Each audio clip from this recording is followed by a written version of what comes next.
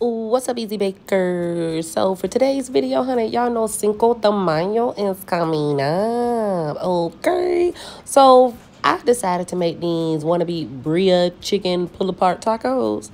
It was so juicy, oosy, oosy, cheesy, deezy, deezy, and it was the bee's knees. So if you guys want to learn how to make this, I believe you are in the right place.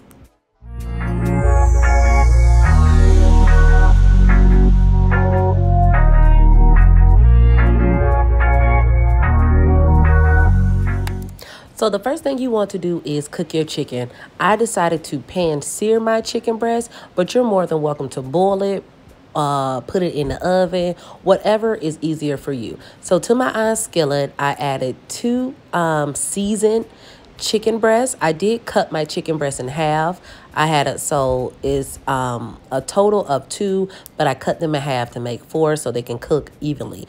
So you're just gonna go ahead and cook your chicken until it is completely done, which means there's no pink in the inside. And I'm going to toss them into my KitchenAid just so I can shred it up. I actually learned this hack from Laura in the kitchen. Whenever she needed to shred up any chicken or anything like that, she placed it in her KitchenAid with the paddle attachment and it shredded it up, which is so helpful. So now while my chicken is cooking, I'm going to just dice up my vegetables. I'm just taking some bell pepper and onions. You're more than welcome to use whatever vegetable you want to make your taco you. You get what I'm saying? So if you don't have this in your kitchen, that's fine. What you want in your taco, child? You ain't got to be like me. You know what I'm saying? So go ahead and chop up your vegetables, and we're going to move on to the next step. Okay, so now your chicken should be fully cooked. And like I said, we're going to just go ahead and toss that over into our KitchenAid dish so we can shred them things up. Another thing I like about that KitchenAid is it can be really hot and you ain't got to touch nothing. You know what I'm saying? So immediately from removing my chicken, I'm going to add my vegetables into the pan.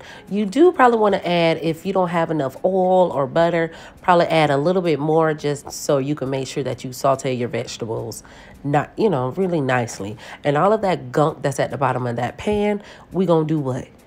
Take a spoon, a fork, a wooden spatula, and scrub the bottom of that pan so you can get that flavor, girl. Oh, it may not be no girls, but child, you understand what I'm saying? Scrub the pan, please, please, please. Okay, so once my vegetables get pretty much cooked to how I want them to be, I'm just going to go ahead and season my vegetables because we like layers of flavor. Don't you, every step, you need to be adding at least some salt and pepper, Chad. You know what I'm saying? Don't let nobody fool you into thinking something else. But you know me, I'm just going to add me some good old black pepper. Probably some chicken bouillon powder, onion powder, garlic powder, celery seed. But add whatever it is that you want to add. Basically, is what I'm telling you. So we can have layers of flavor. Your vegetables need to be tasting good by themselves, just like your chicken, child. So now that you got your vegetables all how you like them, nice and tender, you're going to go ahead and toss in that shredded chicken that we did earlier. So you're going to toss that in. And one thing that I like to do, I know I seasoned this chicken prior to cooking it, but I always go in and I taste my food in between, what you should be doing as well, and you would adjust the spices as needed.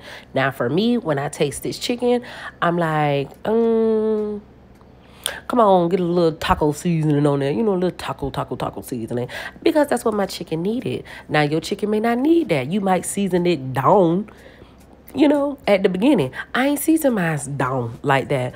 Or I ain't taste it right here. So, what we finna do? Season it again, okay? So once I get that all mixed around so all of those flavors can be fully incorporated, I'm going to add in a can of diced tomatoes. Now, as usual, Easy Bakers, all of my measurements will be listed inside of the description box, so don't forget to take a look at that for all the exact measurements. But once I tossed in this can of tomato sauce, I ended up adding a little bit of water as well, which was a mistake on my end because it became a little bit more watery than what I wanted it to be. But that's okay. That's why we're making this for the first time. So we live and we learn. That's why we're doing this together. So I allowed my mixture just to come to a simmer for about 3 to 5 minutes, just so all of those flavors can just, bond together, hold each other, caress each other. You know what I'm saying? So now I'm going to remove that from the heat, and I'm going to get ready building my taco. So you're going to get yourself a flour tortilla, and you're going to dip it inside of that sauce. But when you dip it inside the sauce, remember to do that rather quickly. You don't want to sit there and hold your tortilla inside of that sauce, because it's going to be a little too watery and kind of fall apart, which I had to learn during this process. So now I'm just going to add my shredded mozzarella cheese, and I'm going to add some of my filling. Again, what I learned through this process, do not overfill your tortillas, because it's just going to create a watery mess. Y'all saw how I was just flipping over the little tortilla child, giving it a little soaky bath. Please don't do that, because y'all going to see right now, like, look, you see how my tortilla was like sticking, because it was just too wet, and all of my juices was just coming out a little bit more than what I wanted it to, because again, it was too wet. But you're just gonna go ahead and cook this until it's nice and brown, flip it over, and that's pretty much it. Then you're all nice and done. Y'all see all of that juice? Honey, it was so much juice in this little skillet. I was like, you know what? I'm finna switch over to my handy dandy griddle, because I ain't got time for this. Like, the griddle, you can make like 4 or 5 of them at a time. I was like, I'm up here trying to help the easy bakers all in my way. I need to get my griddle on out. And see too, that's again too, if it wasn't so wet, I would have been able to easily remove my quesadilla from the pan. But yeah, y'all, here they are. These are the quesadillas, all nice and done. They were so girl, I'm giving y'all up close view, chat. They were so good. I really hope you guys appreciate this video. If you guys have any suggestions on what we should do next, let me know. As always, have a beautiful day. Happy Cinco de Mayo to you and everybody else. Toodaloo.